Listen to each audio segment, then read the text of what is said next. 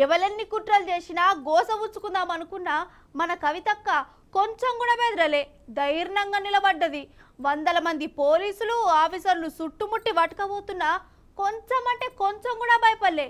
నిజంగా కవితక్క ధైర్యానికి టీవీలలో చూసి ఎంతో మంది పరేషాన్ అయ్యారు, శనార్థులు చెప్పిర్రు. అగో శుక్రవారం పగటిలి సంధి చీకటి పడేదాకా కవితక్కింట్ల ఈ ఈడివోలు షేకింగులు చేసిరు కదా.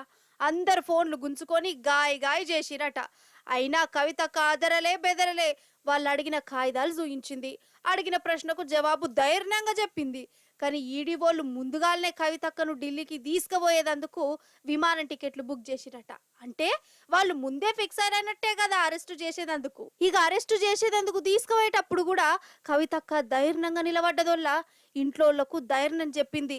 న్యాయం మన దిక్కే ఉంటదని అందరికి హిమ్మతిచ్చింది. ఒక్కరు కాదు, ఇద్దరు కాదు, వందల మంది పోలీస్ ఆఫీసర్లు, చుట్టుముట్టు మీడియా జనాలు. అయినా కవితక్క ముంగడికి అడిగేసింది. ఆ గుండె ధైర్యానికి ప్రతి ఒక్కరు తారీఫ్ చేసిరు. జైలుకు పోతుందని సంబరపడ్డ పగోళ్ళు కూడా అక్క ధైర్యం చూసి పరేషాన్ అయ్యర్రు. ఇంత సతాయించినా కొంచెం కూడా భయపడతలేదేందని ఆగమాగం అయ్యిర్రట. ఇటు ఢిల్లీలో కూడా గిదే సీన్. ఎన్ని ప్రశ్నలు అడిగినా ఎంతసేపు విచారణ చేసినా కవితక్క ఓపికతోని జవాబు చెప్పింది. ఆమెకు పానం కొంచెం మంచిగా లేకున్నా ధైర్యాన్ని మాత్రం విడిచిపెట్టలేదు. అయినా కేసులు కోర్టులు బీఆర్ఎస్ కు కొత్త కాదు. తెలంగాణ రానప్పుడే కవితక్క ఎంతో మంది ఆడపడుసులను ఉద్యమం దిక్కు నడిపించింది, ధైర్యంగా ముంగటిగా అడుగులేపించింది. అసొంటిది ఇప్పుడు ఈ కేసులు ఎంక్వైరీలు రిమాండ్లు కవితక్కను ఏం చేయలేవని అంటుర్రు.